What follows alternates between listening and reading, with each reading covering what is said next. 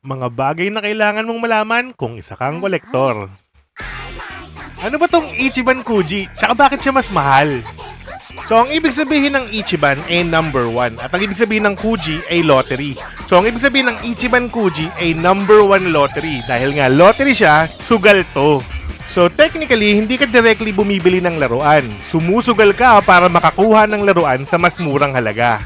Ganito yung procedures niyan. Sa isang banig, merong mga 80 tickets. Tapos doon sa 80 tickets na yun, mga 5 hanggang 10 lang ang mga laruan na pwede mong makuha.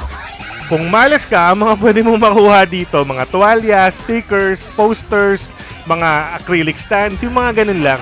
Ang presyo ng isang bunot, mga around 800 yen. So, mga around 310 to 350 pesos. So, kung pupunta ka ng Japan, tumingin-tingin ka sa mga 7-Eleven at Family Mart, baka meron silang Ichiban Kuji.